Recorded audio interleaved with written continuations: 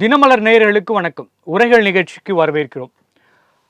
அதிமுகவில் ஓபிஎஸ் அணியும் இபிஎஸ் அணியும் இணைய வேண்டும் என்று தொடர்ந்து ஓபிஎஸ் அவர்கள் பேசிக் கொண்டிருந்த நிலையில் இபிஎஸ் அவர்கள் ஓனாயும் வெள்ளாடும் இணையுமா என்கிற கேள்வி எழுப்பியிருக்கிறார். இன்று நடந்த முன்னாள் முதல்வர் ஜெயலலிதா அவர்களின் பிறந்தநாள் விழாவில் செங்கோட்டையன் அவர்களும் தங்கமணி அவர்களும் பங்கேற்கவில்லை என்பது பேசு பொருளாகியிருக்கிறது. இப்படி தொடர்ந்து அதிமுகவில் அதிர்ப்பு குரல்கள் நிறைய இருக்கிறது. அவை அடங்குமா என்கிற கேள்வியை இன்றைய உரைகள் நிகழ்ச்சி ஏற்படுத்தியிருக்கிறது.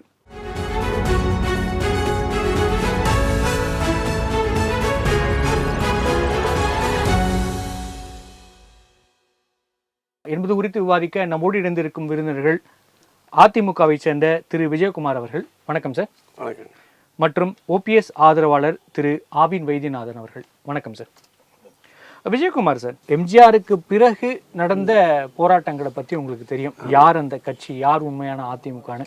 அது மாதிரியான ஒரு அதிகார போட்டி வர்றதும் அதற்கு பிறகு ஒரு தலைவர் நிலைக்கிறதுங்கிறதான ரொம்ப அடிப்படையான ஜனநாயகம். அது அதிமுக இருக்குன்னு தானே உங்களோட பெருமையே பேசுறீங்க. ஆனா அப்படி ஒண்ணு நடந்ததற்காகவே ஒருத்தர் துரோகி பட்டம் கட்டுறதுங்கிறது எப்படி ஏத்துக்க முடியும்? அதாவது எம்ஜிஆர் புரட்சித் தலைவர் எம்ஜிஆர் மறைவுக்கு பிறகு ஜானகி அம்மா, புரட்சித் தலைவர் இதயதேவ அம்மா ரெண்டு பிரிவுகளாக பிரிந்த போது ஜானகி அம்மா இந்த இயக்கம் ஒன்றாக இருக்கணும், இந்த இயக்கத்துக்கு எந்த சிதைவும் நம்மளால் ஏற்படக்கூடாதுன்னு சொல்லிட்டு அவர்கள் கட்சியை புரட்சித் தலைவர் அம்மா கிட்ட கொடுத்துட்டு எந்த பதவியும் எனக்கு வேண்டாம் அப்படின்னு அரசியலிலிருந்து ஓய்வு பெற்றுட்டாங்க. ஆனால் இவர் தான் பதவிக்கு பெறணுன்றதுக்காக வேண்டி இந்த இயக்கத்தை என்னென்னா உங்களுக்கெல்லாம் தெரிஞ்சிருக்கோம், நாங்கள் பார்த்துருக்குறோம். அதாவதுங்க, அந்த இயக்கம் அந்த கட்சி ஆஃபீஸ் துவங்கிறது தான் இங்கே எங்கள் கட்சி ஆஃபீஸு. ஒரு ரொம்ப ஏழை எளியவர்களுக்கு கூட கட்சியில் சட்டமன்ற உறுப்பினராகி, பாராளுமன்ற உறுப்பினராகி, அந்த பி ஃபார்ம் சி ஃபார்ம்னு சொல்லக்கூடிய அந்த ஃபார்ம் கையெழுத்து போட்ட இடம் அதிமுக தொண்டர்களால் தெய்வமாக வணங்குகின்ற கோயிலாக நினைக்கிற எங்கள் தலைமை கழகத்தை அவர் காலால் எட்டி உதைச்சதும், அவர்கள் குண்டர்களை கொண்டு தாக்கியதும் எல்லா தொண்டர்களுடைய மனசுலையும் இருக்குங்க. இப்போ இந்த கிட்ட நேரத்தில் அவர் நாடகம் ஆடுறத இது பண்ணல. இல்லை, ஆனாலும் கூட அதிமுக ஒன்றாக இருக்க வேண்டும் தான் அவர் நினைக்கிறாரு. இப்போ கூட அவருக்கு எத்தனை கட்சிகள் இருக்கிறது, புதிதாக கட்சிகள் துவங்கி இருக்கிறார்கள். நீங்கள் சொல்கிற மாதிரி ஏதோ ஒரு கட்சியோட ஷேடோவில் இருக்காருன்னா கூட அங்கே போனால் கூட அவருக்கு பதவிகள் கிடைக்கும். ஆனாலும் கூட அவர் தாய் கழகத்தோடு இணையணுங்கிற ஒரு அந்த மனசு உங்களுக்கு புரிய மாட்டேங்கிறது ஒரு கேள்வியாக வைக்கிறாங்க. எந்த இயக்கத்துக்கு வேணாலும் அவர் போய் சேரலாம். இது ஜனநாயக நாட்டில் யார் வேணாலும் எதுவும் இது. ஆனால் இருந்தாலும் அனைத்து இந்திய அண்ணா திராவிட முன்னேற்ற கழகத்தில் தொண்டனாக இருக்கிறதுக்கே ஒரு பெருமை வேண்டுங்க. அது எல்லாருக்கும் கிடைச்சிடாது. அப்படி ஒரு நல்ல ரெண்டாவது இடத்துல வைத்து உங்களுக்கு அழகு பார்த்த இந்த அனைத்து இந்திய அண்ணா திராவிட முன்னேற்ற கழகம் இயக்கத்துக்கு எங்கள் பொதுச் செயலாளரே சொன்னாருங்க, அறிக்கை கொடுத்துட்டார். கட்சியில் 3 பேரை தவிர மீது எத்தனை பேர் யார் வந்தாலும் நாங்கள் இணைவதற்கு தயார், அவர்களை இணைத்துக் கொள்வதற்கு தயார் அப்படின்னு அறிக்கை கொடுத்துட்டார். அறிக்கை கொடுத்துட்டதுக்கு பிறகும் இவர் இப்போ இப்படி பண்ணுறாரு. நாங்கள்லாம் கேட்குறது என்னென்னா, ராமன் முடிசூட வந்தது போது கைகேயி ராமனுடைய பட்டாபிஷேகத்தை தடுத்து நிறுத்தின மாதிரி இவர்கள்லாம் தடுத்து நிறுத்தக்கூடாது, குறுக்கு சால் ஓட்டக்கூடாது. அதுதான் எங்களுடைய பொதுச் செயலாளர் ஐயா இன்னைக்கு இதே. சார், ஆனால் ஓபிஎஸ் அவர்கள் தரப்புல இருந்து வைக்கிற ஒரு முக்கியமான வாதம் என்பது, பரதனை போல அம்மா ஜெயிலுக்கு சென்றபோது அந்த ஆட்சியை தக்க வைத்து அவர் வந்த பிறகு திருப்பி கொடுத்தது அதற்கு பிறகு பரதனுக்கு பிறகு ஓபிஎஸ் தான் அப்படிங்கிற ஒரு வாதம் இருக்குல்ல சார், அதை மறுக்க முடியாது இல்லையா? அருமையான வாதம், அருமையான கேள்வி தான். ஆனால் அந்த பரதன் தான் அண்ணன் எப்போ ராமன் காட்டுக்கு விட்டு நாட்டுக்கு வருவார், இந்த நாட்டை ஆழ்வார் என்பதற்காக காத்திருந்து பரதன் கொடுத்ததுனாக சிறப்பு. ஆனால் இந்த பரதனும் தனக்கு பதவி வரவில்லை என்பதற்காக வேண்டி குருமூர்த்தி என்பவருடைய பேச்சை கேட்டு நள்ளிரவில் போய் அண்ணா நம்மளுடைய அம்மா சமாதியில் போய் உட்காந்து தர்ம யுத்தம் நடத்தி முதலாக இந்த இயக்கத்திற்கு பிளவு ஏற்படுத்தினவர் அவர் தானே சார். வைத்தியநாதன் சார், இப்போ தொடர்ந்து ஓபிஎஸ் அவர்கள் அதிமுக இணையணும் அப்படின்னு சொல்றாரு. அப்படி அந்த கோரிக்கைக்கு பின்னால் தன்னுடைய சுயநலம் தான் இருக்கு, அவருக்கு எதுவும் பதவி இல்லை என்பதற்காக இப்போது சேரணும்னு நினைக்கிறாரு. உண்மையான பாசம் அதிமுக மேல் இல்லைங்கிற ஒரு குற்றச்சாட்டு வைக்கிறார். அது நீங்க எப்படியா பாக்குறீங்க? இது மரியாதைக்குரிய அண்ணன் முன்னாள் முதலமைச்சர் அண்ணன் ஓபிஎஸ் மட்டும் இந்த கருத்தை சொல்லலை. அனைத்து இந்திய அண்ணா திராவிட முன்னேற்ற கழகத்தின் அடிமட்ட தொண்டும் எந்தவித பொறுப்பிலும் இல்லாமல் போஸ்டர் ஒட்டி கழகத்துக்கோசம் பாடுபடுகின்ற அத்தனை தொண்டர்களும் இந்த கருத்தை வலியுறுத்துகிறார்கள். ஏன்னா நாளொரு மணி பொழுது ஒரு வண்ணமாக இந்த இயக்கம் தினமும் படுதோல்வியை சந்தித்து கொண்டிருக்கிறது, வீழ்ச்சியை நோக்கி சென்று கொண்டிருக்கிறது. தன்னலம் கருதாமல் புரட்சித் தலைவரால் நிறுவப்பட்ட இந்த இயக்கம், அதே மாதிரி புரட்சி தலைவியால் வழி நடத்தப்பட்ட இந்த இயக்கம், புரட்சி தலைவியின் முதல் கண் இன்னைக்கு 77வது பிறந்த நாளை, புரட்சி தலைவியின் 77வது பிறந்த நாளை முன்னிட்டு எல்லா அனைத்து இந்திய அண்ணா திராவிட முன்னேற்ற கழக தொண்டர்கள்லாம் சொல்ல வச்சது என்னன்னா, பறவை காவடி கூட எடுக்கிறாங்க. நீ பழனி கோயிலெலாம் பார்த்துருப்பீங்க, ஒரு தொண்டன் வேலெல்லாம் குத்திட்டு முதுகில் ஈட்டிலாம் பறவை காவடி எடுத்து என்ன சொல்கிறான், இந்த இயக்கம் ஒன்றிணைணும், எதுக்குப்பா எடுக்கிறோன்னு போய் கேட்கும்போது இந்த இயக்கம் ஒன்றிணைன்னு சொல்லி பறவை காவடின்றது எவ்வளோ சிரமமான விஷயம். ட்ரெயினில் வச்சு அப்படிலாம் எடுக்கக்கூடிய எடுத்து அண்ணன் மரியாதைக்குரிய அண்ணன் எதிர்க்கட்சி தலைவர் எடப்பாடி அவர்களை வலியுறுத்துகிறாங்க. தொண்டர்கள் இதற்கு மேல் எப்படி வலியுறுத்த முடியும் அவர்களை? அதிமுக சோர்வடைந்து விட்டது, நம்மளால் தொடர்ந்து போட்டியிட முடியவில்லை. திமுக எதிர்க்கட்சியாக இருந்தபோது திமுக எப்படி எழுச்சியாக எதிர்க்கட்சி அரசியல் செய்தார்கள். மதிப்புக்குரிய தளபதி ஸ்டாலின் அவர்கள் எதிர்க்கட்சி தலைவராக இருக்கும்போது சட்டையை கிழித்து கொண்டு பனியனை கிழித்து கொண்டுலாம் சட்டமன்றத்தில் டெய்லி அவருடைய புகைப்படம் பேப்பரில் வர அளவுக்கு பார்த்தோம். இன்றைக்கி எதிர்க்கட்சி தலைவராக இவர் செம்மையாக செயல்பட முடியவில்லை. கட்சிக்குள்ளேயே ஒற்றுமை இல்லாதனால் கட்சியை சரி பண்ணுவதற்கு இவரால் நேரம் போத மாட்டுது. அதனால் எதிர்க்கட்சி அரசியல் இவரால் சரியாக முன்னெடுக்க முடியவில்லை என்பது நிதர்சனமான இன்றைய நிலைமையை நம்ம பார்க்கக்கூடும். நீங்கள் பலமான எதிர்க்கட்சி தலைவராக இருந்தால், இல்லை பலமான கழகத்தின் பொதுச் செயலாளராக இருந்தால் நீங்கள் யாரையும் சேர்க்க வேண்டிய அவசியம் இல்லை. நீங்கள் பலவீனமான காபந்து பொதுச் செயலாளராக இருக்கின்ற காரணத்தினால், மரியாதைக்குரிய அண்ணன் எடப்பாடியார் அவர்கள் தொடர் தோல்வியை சந்தித்து கொண்டிருக்கின்ற காரணத்தினாலும், திமுக தொடர் வெற்றியை பெற்றுக்கொண்டு அசைக்க முடியாத சக்தியாக இன்றைக்கி இருக்கின்ற காரணத்தினால் அதை வீழ்த்துவதற்கு தங்களிடம் எந்தவித யூகமும் இல்லை. டெய்லி இன்றைக்கி பாருங்கள் ஸ்டேட்மெண்ட்டில் என்ன பலமான கூட்டணி 2026 அமைப்போன்றீங்க. அப்போ 2021 யார் தடுத்தாங்க? நீங்கள் பலமான கூட்டணி அமைக்கலை. 2024 உங்களை யார் தடுத்தாங்க? பலமான கூட்டணி நீங்கள் அமைக்கலை. அதாவது ஈரோடு கிழக்கு தேர்தலில் நீங்கள் யார் உங்களை தடுத்தது? அதுமாதிரி ஊராட்சி தேர்தலில், நகராட்சி தேர்தலில், மாநகர மேயர் தேர்தலில் உங்களை யார் கூட்டணி அமைக்க வேணாம்னு தடுத்தது எந்த சக்தி? சார், இப்போ நீங்கள் சொல்கிற மாதிரி பலமாக திமுக இருக்கிறது, அதை எதிர்க்க வேண்டி இருக்கிறது அப்படிங்கிற ஒரு சூழ்நிலையில் அதிமுக இருக்கிறது. ஆனால் அப்படியான ஒரு அரசியல் செய்ய விடாமல் தொடர்ந்து ஓபிஎஸ் தரப்பு மற்ற தரப்புல இருக்கிறவங்க எல்லாம் பிரிவினை குரல் எழுப்பி கொண்டே இருக்கிறார்கள். அந்த பிரிவினை குரல் அவர்கள் எங்க எழுப்புகிறார்கள்? நீதிமன்றத்தில் எழுப்புகிறார்கள். நீங்க சட்ட ரீதியாக தொடர்ந்து அந்த குரலுக்கு எதிராக தொடர்ந்து வெற்றி பெற்றிருந்தால் இருக்கிறார் அண்ணன் எடப்பாடியார். மக்களிடத்திலும் தொண்டர்களிடத்திலும் தங்களுக்கு செல்வாக்கு சரிந்து கொண்டிருக்கிறதா இல்லையா, வீழ்ச்சி அடைந்து கொண்டிருக்கிறதா இல்லையா? அனைத்து இந்திய அண்ணா திராவிட முன்னேற்ற கழகம் இந்தியாவிலேயே புரட்சி தலைவி அம்மா 3வது இடத்தில் வச்சுட்டு போனாங்க. இன்னைக்கு 13வது இடத்துல கூட இல்லையே. இந்தியாவில் 3வது இடத்துல வச்ச இயக்கம் இன்னைக்கு 13வது இடத்துல கூட நம்ம இயக்கம் இல்லை. அப்படி இருக்கும்போது வேதனையாக இருக்கும்போது அதிமுக எவ்வளோ பெருமையாக அம்மா சொன்னாங்க, எனக்கு பிறகும் இந்த 100 ஆண்டு காலம் அனைத்து இந்திய அண்ணா திராவிட முன்னேற்ற கழகம் வெற்றி நடை போடும் சொன்னாங்களா இல்லையா சட்டமன்றத்திலேயே? அதே மாதிரி சூழல் உரைத்தாங்களா இல்லையா? அம்மாவோட பிறந்தநாள் 77வது பிறந்தநாள் நினைவு கூறுறேன். இதெல்லாம் அதே மாதிரி கண்ணு கெட்டின தூரம் திமுகலாம் இல்லை, கண்ணு கெட்டின தூரம் எனக்கு எதிரியே தென்பட இல்லைன்னு அம்மா எவ்வளோ பெருமிதமாக வச்சுட்டு போனாங்க. அந்த இயக்கத்தை நீங்கள் வழி நடத்தினா அண்ணன் பேசும்போது சொன்னார் விஜயகுமார் சார் என்ன சொன்னார்னா, அந்த 3 பேரை தவிர யார் வேணாலும் வாங்க, நாங்கள் இருக்கிறவங்க கூப்பிட்டு அழைக்கிறதுக்கு தயாராகிறோம்னு சொன்னார். வரவேற்கலாம். அந்த 3 பேருக்கு மட்டும் என்ன விதிகளுக்கு? ஏன் அவங்க பார்த்தா நீங்கள் பயப்படுறீங்க? காலில் எட்டு வச்சார், கையில் எட்டு வச்சார். அன்றைக்கி அண்ணன் ஓபிஎஸ் அவர்கள் ஒருங்கிணைப்பாளர், அவருக்கு வரக்கூடாது. ஒருங்கிணைப்பாளருக்கு எல்லா அதிகாரம் பண்ணுறதுக்குதா இல்லையா? நீங்கள் தானே ஒற்றை வாக்கில் இரட்டை இருவர் தேர்வு பெற்றீர்கள். பைலா விதியை மீறி அந்த எந்த சட்டத்திற்கும் உட்படாமல் ஒருங்கிணைப்பாளர் தேர்வு செய்யப்படுறதும் தப்பு. இணை ஒருங்கிணைப்பாளர் தேர்ந்தெடுக்கப்படும். அன்றைக்கி நீங்கள் முதலமைச்சர் பதவிக்கு வரும்போது நீங்கள் இப்படியெல்லாம் பண்ணீங்களே, 20 துணை விதி 2ன் கீழ் நீங்கள் தேர்ந்தெடுத்தீங்களா? முறைப்படி அடிமட்ட தொண்டனால் எங்கேயாவது 2 பேரும் தேர்ந்தெடுக்கப்பட்டதா? அன்றைக்கி நீங்கள் தேர்ந்தெடுக்கப்படலை. இன்றைக்கி நீங்கள் தேர்ந்தெடுக்கப்படலை. நீங்கள் 10 மாவட்ட செயலாளர் முன்மொழியணும், 10 மாவட்ட செயலாளர் வழிமொழியணும். அது இல்லாமல் தலைமை நிர்வாகியாக நீங்கள் 5 ஆண்டு காலம் பணி புரிஞ்சிருக்கணும்னா அண்ணன் எடப்பாடியும் வேலுமணி சிவி சண்முகத்தை தவிர மிச்சம் யாரும் போட்டியிடவே முடியாது. அதுக்கு முன்னாடி அப்படி இல்லையே. சாதாரண தொண்டன் யார் வேணாலும் அண்ணன் விஜயகுமார் கூட போட்டியிடுற மாதிரி தான் அனைத்து இந்திய அண்ணா திராவிட பொதுச் செயலாளர் பதவி வைக்கப்பட்டது. ஏன் இப்படி இப்போ இந்த சட்டத்திட்டங்கள்லாம் புரட்சி தலைவியாக வழிவகுக்கப்பட்டு புரட்சி தலைவியால் மாற்றக்கூட எவ்வித மாற்றமும் செய்யாமல் புரட்சி தலைவர் கொண்டு வந்த அந்த பைலா பிரகாரம் விதி பிரகாரம் தான் இது வரைக்கும் போயிட்டு இருந்தது. இப்போ பைலா திருத்தம் தேவையா?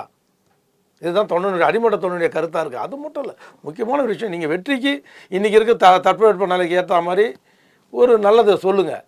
முதல்ல கூட்டணி பற்றி விட்டுருங்க. நீங்கள் தன் காலில் நிற்காமல் இவருக்கு கூட்டணி வருவார்கள், அவர்கள் கூட்டணி வருவார்கள், இவர்கள்லாம் போன இடைத்த பாராளுமன்ற தேர்தலில் வருவார்கள் சொன்னாங்க. யாருன்னா ஒருத்தர் வந்தாங்களா? நீங்கள் தான் சொன்னீங்க காங்கிரஸ் வரும், திருமாவளவன் அண்ணன் திருமாவளவன் வருவார், இவங்க யாருமே வர பாமக ராமதாஸ் இருக்கிறவங்க தானே உங்களை விட்டு பிச்சுன்னு வெளில போனாங்களே தவிர தேமுதிக எதுக்கு வந்ததுன்னு தெரியும், வேறு வழி இல்லாமல் எதுக்கும் ஆசைப்பட்டுன்னு வந்தாங்க, பட்டம் நாம தீட்டினாங்க. 40 தொகுதி நம்மளால் வெற்றி பெற முடியவில்லை. 7 தொகுதி, அதாவது பாராளுமன்ற 7 தொகுதினா ஆல்மோஸ்ட் 45 தொகுதி சட்டமன்ற தொகுதி போயிடுச்சு. 45 சட்டமன்ற தொகுதியில் டெபாசிட் போயிடுச்சு. 2020 நடந்து முடிஞ்ச பாராளுமன்ற தேர்தலில் 13 தொகுதியில் பிஜேபி 2வது இடம். நல்லா கேட்டுங்க, 13 இடங்களில் பிஜேபி 2வது இடம். அனைத்து இந்திய அண்ணா திராவிட முன்னேற்ற கழகம் இந்தியாவிலே 3வது பெரிய கட்சியாக இருந்த இந்த மாபெரும் இயக்கம் 13 தொகுதினா கிட்டத்தட்ட 6 × 13 என்ன ஆச்சுங்க, கிட்டத்தட்ட ஒரு 90 தொகுதி நீங்கள் 3வது இடத்துக்கு போயிட்டோம். ஏற்கனவே 45 தொகுதியில் டெபாசிட் போயிடுச்சு. 90 தொகுதியில் நம்ம 3வது ஆல்மோஸ்ட் நம்ம வந்து 135 தொகுதியில் அனைத்து இந்திய அண்ணா திராவிட முன்னேற்ற கழகம் பின்னுக்கு தள்ளப்பட்டுள்ளது, வீழ்ச்சியை நோக்கி போயிருந்தது கண்கூட. இது வந்து நான் வந்து சொல்கிறது மேத்தமெட்டிக்ஸ் சொல்கிறேன், ஏதாவது யூகத்தின் அடிப்படையில் பேசலை. நான் கணக்கு சொல்லி இந்த கேள்வியை தான் நான் விஜயகுமார் சாருக்கு வைக்கிறேன். சார், ஜெயலலிதா அவர்கள் இருந்தபோது கட்டி காப்பாற்றின இயக்கம், அது வந்து ரொம்ப ஆர்கனைஸ்டா இருக்க ஒரு இயக்கம் அப்படின்னா அதிமுகன்னு எதிர்கட்சிகள் கூட ஒத்துப்பாங்க. ஆனா இன்னைக்கு அதிமுகவோட நிலைமைங்கிறது நிறைய அதிருப்தி குரல்கள் வெளியே வருது. குறிப்பா ஓபிஎஸ் அவர்கள் வைக்கிற வாதம் என்னன்னா, ரொம்ப கம்மியான ஓட்டுல நிறைய இடத்துங்கள்ல வெற்றி வாய்ப்பு இழந்திருக்கிறீங்க, அப்படி இருக்கப்ப நாம் எல்லோரும் ஒன்றிணைந்தால்தான் திமுகவை எதிர்க்க முடியும் அப்படிங்கிற ஒரு கேள்வி வைக்கிறாரு. அதை தாண்டி இன்னொரு நுட்பமான விஷயம் அவர் சொல்றாரு, நீங்க மற்ற கட்சிகள்ல இருக்கிறவங்கலாம் கூட்டணி வைக்க கூப்பிடுறீங்க, ஆனா சொந்த கட்சிக்காரங்க நீங்க வெறும் 3 பேரா பார்க்க முடியாது, ஒரு 3 சமூகம் இல்லது 3 ஒரு குழுக்களுக்கு தலைவராக தான் பார்க்க முடியும். அப்ப அந்த ஓட்டுக்கள்லாம் ஒருங்கிணைந்து வரும்போது அதிமுகவுக்கே பலம் அதிகமாக போகுது. நீங்க கூட்டணிக்கான பேச்சுவார்த்தை என்பது ரொம்ப பலமா வைக்கலாம். அப்படி இருக்கிறப்ப ஏன் உங்களுக்கு பயமா அவரை சேர்த்துக்கிறதுக்கு அப்படிங்கிற கேள்வி இருக்கு இல்லையா? அப்படிலாம் இல்லைங்க. அதாவது நீங்கள் அம்மா வந்துட்டு இராணுவ கட்டுப்பாடோட கட்சியை வச்சுருந்தாங்க, உண்மைதான். ஆனால் அம்மா வந்து கட்சி தலைமை கைப்பற்ற வரலையும் அந்த கட்சியில் எவ்வளோ வீரப்பன் ஒரு திருநாவுக்கரசு எல்லாருமே வந்துட்டு இது பண்ணிட்டு போனாங்க. அதையும் மீறி கோர்ட்டுக்கெல்லாம் உச்ச நீதிமன்றத்துக்கெல்லாம் இது பண்ண என்னென்ன நடக்குதோ இது அதை விட இப்போ அதிகமாகவே நடக்குதுன்னு வச்சுங்க. அப்படிலாம் பண்ணாங்க. பண்ணிட்டு கூட வந்துட்டு என்ன பண்ணுறாங்க, கட்சியை வந்துட்டு அம்மா தலைமையில் ஒரு ஒற்றை தலைமையை கைப்பற்றி பொதுச்செயலாளர் வெற்றி பெற்றதுக்கு பிறகு எல்லோரும் வந்து இணைஞ்சிட்டாங்க. அதாவது வெற்றி என்ற ஒரு ஒன்று பெற்று விட்டோம்னு இருந்தால் இந்த எல்லாமே அடிபட்டு போயிடும், எல்லாம் சரியாயிடும். இப்ப அண்ணா பேசும்போது வரலாறு திரும்புகிறது, அப்ப வரவங்களை சேர்த்துக்கினா வெற்றி பெறலாங்கிறது சரியான கணிப்பா இருக்க முடியும். அதாவது அண்ணா சொல்ல ஒரு குறுக்கிட அண்ணனுக்கு நினைவூட்டல் தான்.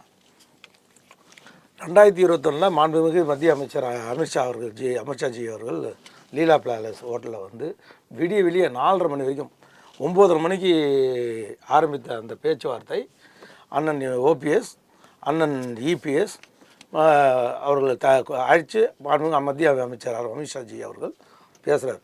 தங்களிடம் உள்ள வெற்றி வாய்ப்புகளை ரிப்போர்ட்டு, சாம்பிள் ரிப்போர்ட்டு, உளவுத்துறை ரிப்போர்ட்டு, இந்த ரிப்போர்ட்லாம் அவர்கிட்ட காமிச்சு சொல்கிறார். உங்களுக்கு போதிய பலம் இல்லை, மீண்டும் உங்களை முதலமைச்சராக ஏற்றுக்கொள்ள பாரதிய ஜனதா தயாராக இருக்கிறது, வேட்பாளராக ஏற்றுக்கொள்ள. அதே போல் அனைத்து இந்திய அண்ணா திராவிட முன்னேற்றங்கள் பிரிந்து சென்றவர்கள் தியாகத்தளி சின்னம்மா, மதிப்புக்குரிய டிடிவி சார், அண்ணன் ஓபிஎஸ், அப்போ அவங்க கூட இருக்கார் ஓபிஎஸ், இவங்க எல்லாம் அண்ணன் ஓபிஎஸ் கூட ஒத்துக்கிட்டார். யார் டிடிவிக்கு கடைசியாக பேரம் பேசி அவங்க 40 கேட்டாங்க, 25 கேட்டாங்க. 13 சீட்டு வந்து கொடுங்க, நீங்கள் கூட்டணியில் கொடுத்தாலும் சரி, இல்லை உங்களுக்கு நேரடியாக அவங்களுக்கு கொடுக்கறதுக்கு உங்களுக்கு விருப்பம் இல்லைன்னா அந்த 13 சீட்டையாவது எனக்கு பிஜேபி கொடுத்து நாங்கள் கொடுத்து உள்கூட்டணி வச்சுக்கிறோம்.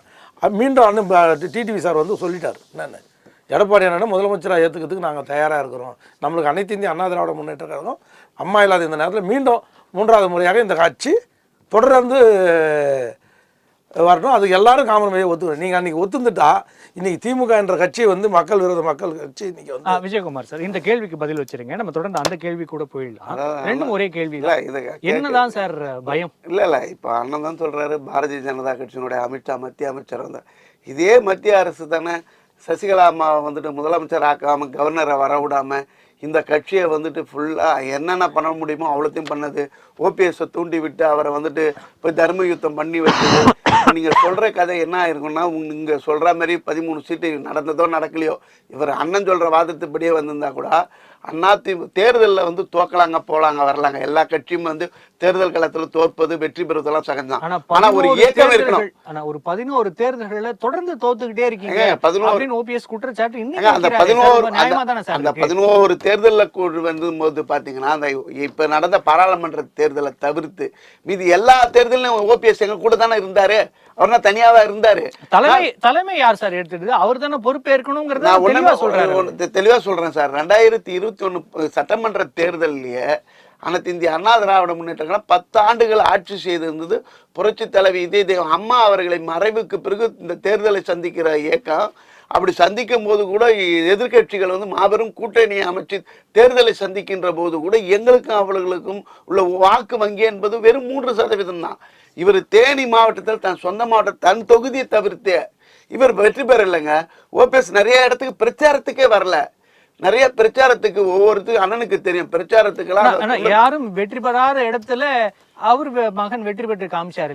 அதுக்கு ஒரு சீட்டு போனாலும் பாராளுமன்ற தேர்தலில் 2005 ஒரு சீட் அவர் ஜெயிச்சது உண்டுதான். 2019 வெற்றி பெற்றார். பாராளுமன்றத்தில் ஒரே ஒரு எம்பி தேர்தலில் எம்பியில் அவர் வெற்றி பெற்றார்.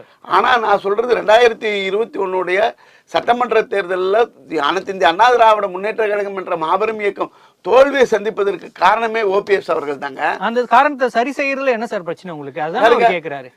அவர் தான் காரணம்னா அவர் இப்ப இணைய வரங்கிறாரு. அவர் பின்னாடி இருக்கிற தொண்டர்களும் வாக்குகளும் வரப்போகுது. அப்ப ஒன்றிணைந்த அதிமுக வரும்பொழுது எதிரிகளை எதிர்ப்பதற்கு ரொம்ப பலமான கட்சியா அமையும். எதிரிகளோட அன்னைக்கு துணை போய் எதிரிகளோட எல்லாம் பண்ணிவிட்டு இந்த இயக்கத்தை தோற்கடிப்பதற்கு எல்லாமே காரணமா இருந்துட்டு இப்போது நான் சரி பண்ணுவேன் அப்படின்றது வந்தா இது வந்து கட்சி பொதுச் செயலாளர் உங்களை நீக்கல. நான் திருப்பி சொல்றேன், உங்களை நீக்கியது அனைத்து இந்திய அண்ணா திராவிட முன்னேற்ற கழகத்தினுடைய தொண்டர்கள், அதனுடைய பொதுக்குழு உறுப்பினர்கள். அவர்கள் இந்த வார்த்தை ஜாலெல்லாம் யார் வேணாலும் சொல்லலாம். அதனால எந்த பொதுக்குழு உறுப்பினர் முன்மொழிஞ்சாங்க? எந்த பொதுக்குழு நீங்க வந்து நீக்கிட்டு இல்ல நீங்க நீக்கிட்டு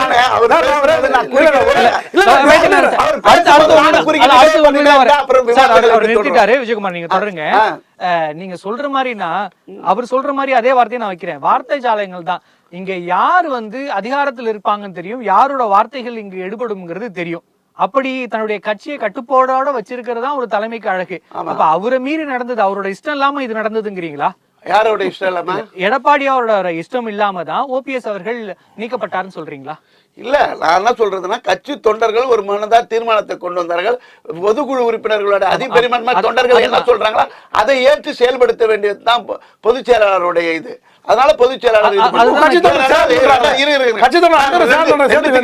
விளக்கம் சொல்லி ஆகணும்.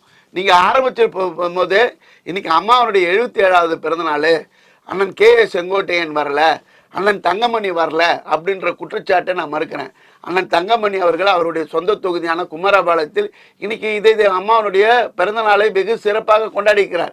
அதே மாதிரி KA செங்கோட்டையன் அவருடைய சொந்த தொகுதியில கொண்டாடி இருக்கிறார். இப்படிதான் அண்ணன் பேசும்போது இன்னும் இல்லை, அண்ணனுக்கு ஒரே ஒரு பதில் சொல்லிட்டு நான் வரேன். ஏதாவது சிறப்பான எதிர்கட்சி தலைவராக புரட்சி தமிழர் எடப்பாடியார் அவர்கள் செயல்படவில்லைன்னு சொன்ன கருத்தை நான் முற்றிலும் முரண்படுகிறேன்.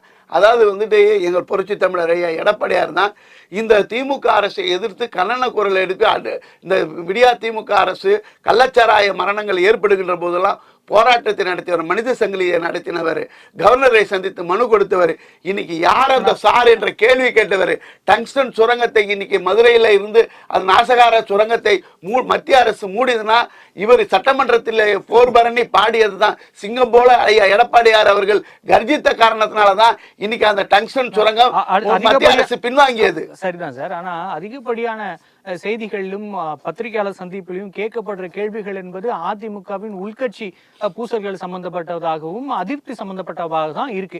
அப்ப மக்கள் பாக்குறப்ப நீங்க உங்க கட்சி பிரச்சனையே பார்த்துட்டு எதிர்கட்சியா இருக்கீங்க, மக்களுக்காக எப்ப பேசுவீங்கிற ஒரு சாதாரண கேள்வி வரும். பத்திரிகைகளும் ஊடகங்களும் தமிழ்நாட்டில் உள்ள வந்து நெகட்டிவ் நேரம் அதிமுகவுக்கு எதிர்ப்பாவே செட் பண்றதுக்காக வேண்டி பெரும்பாலான பத்திரிகைகள், ஏன்னா அண்ணா திராவிட மிகப்பெரிய கட்சி சார் அதிமுக. இன்னைக்கு எது எடுத்தாலும் அதிமுக, அதிமுக மீது விஜயகுமார் சார், இல்ல கூட்டணிக்கும் இபிஎஸ்க்கும் எந்த விதமான பிணக்கும் இல்ல, பத்திரிகையாளர்களே ஒரு கதையை உருவாக்கி அதை கேள்வியா கேட்கிற மாதிரி பேசுறதுங்கிறது எப்படி சார் இது ஏத்துக்க சார்? இன்னைக்கு அதுதான் இருப்பதை கேக்குறாங்க. இன்னைக்கு கேட்டிருக்காங்க செங்கோட்டையன் அவர்கிட்ட இந்த ஓனாயும் வெள்ளாடும்ங்கிற அந்த கேள்விக்கு உங்க பதில் என்னன்னா, அவர் சொல்லியிருக்காரு இது என்கிட்ட கேட்காதீங்க அப்படின்னு தட்டி விட்டு போயிருக்காரு. அப்ப பொதுச் செயலாளர் அறிக்கை கொடுத்திருக்கிறார் சார்.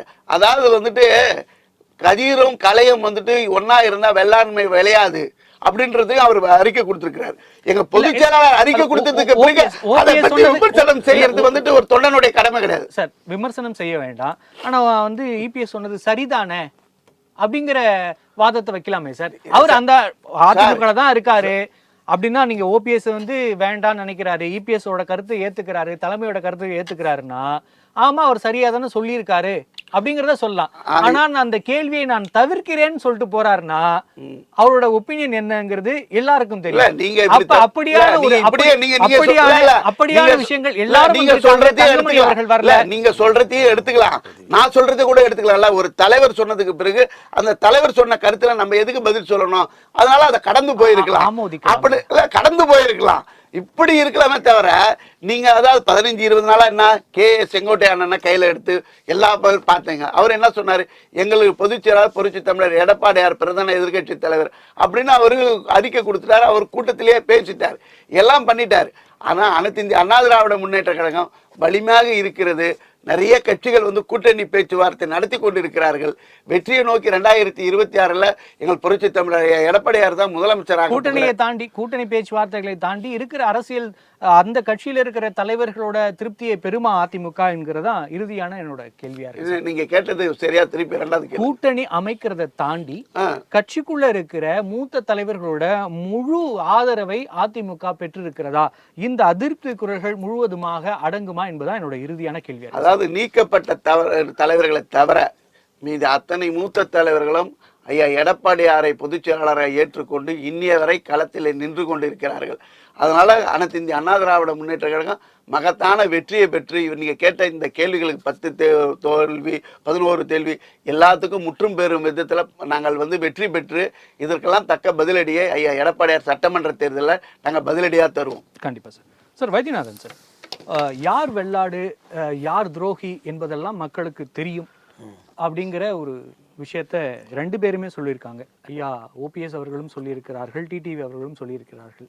அப்படின்னா இவர்களோட வாதத்துல பாக்குறப்ப துரோகம் செய்தது இபிஎஸ் அப்படிங்கிற பொருளாக தான் நம்ம எடுத்துக்க முடியும். அப்படி துரோகம் செய்தவர்களோட இணைய வேண்டிய அவசியம் ஏன் இவர்களுக்கு வருகிறது? என்னோட இறுதியான கேள்வி. ஒரே ஒரு விஷயம் சார், அனைத்து இந்திய அண்ணா திராவிட முன்னேற்ற கழகம் 2014 வெற்றி பெறும் போது 2016 மீண்டும் அம்மா ஆட்சி பிடிக்கும்போது 1% வாக்கு தான் வித்தியாசம். திமுகவுக்கும் அனைத்து இந்திய அண்ணா திராவிட முன்னேற்ற கழகத்துக்கும் 70 தான் நம்ம வெற்றி பெற்றோம். ரெண்டாவது அண்ணன் சொன்னார் 2021 வந்து 3% வாக்கு தான் வித்தியாசம் சொன்னார். அதையும் நான் ஏற்றுக்கிறேன். அண்ணனுடைய எடப்பாடி ஆட்சி, இடைக்கால அந்த ஆட்சி வந்து மோசமாக இல்லாவிட்டாலும் சுமாரான ஆட்சி தந்து கொடுத்தார். இது யார்?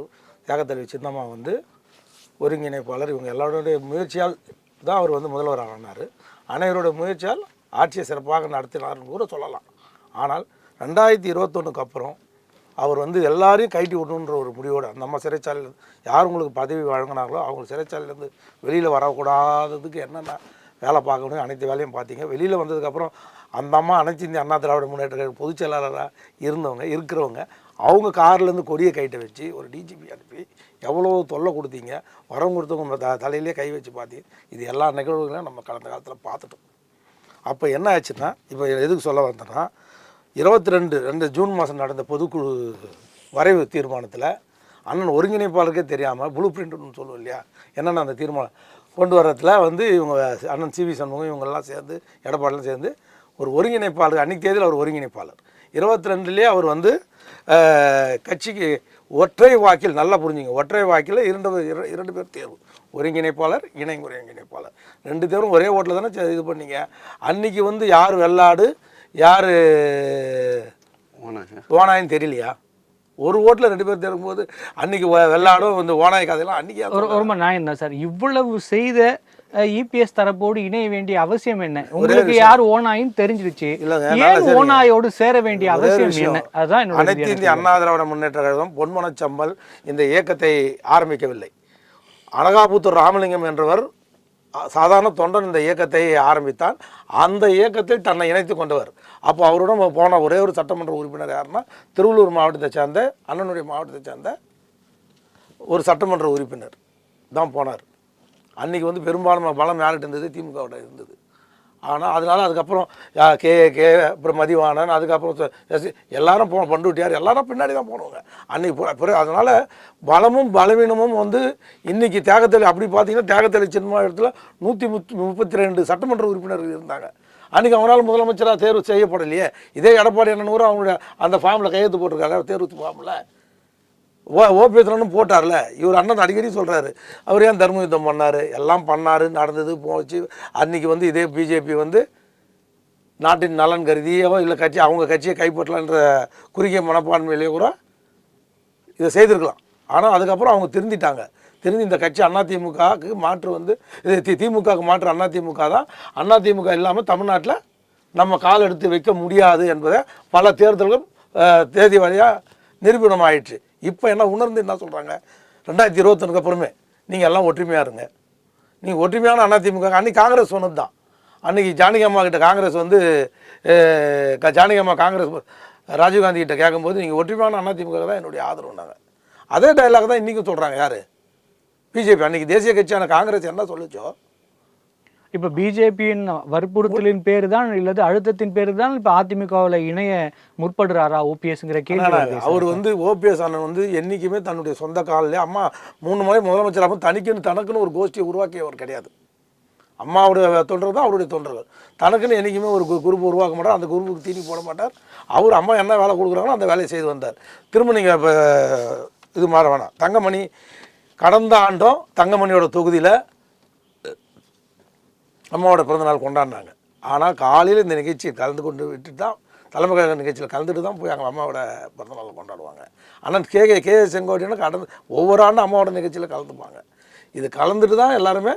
நாங்கள் கூட அம்மாவே கொண்டு போய் அம்மாவோட பிறந்தநாளுக்கு ராமாவரம் தோட்டத்தில் அம்மாவை அழைச்சிட்டு போய் நான் ஃபங்க்ஷன் பண்ணியிருக்கிறேன்.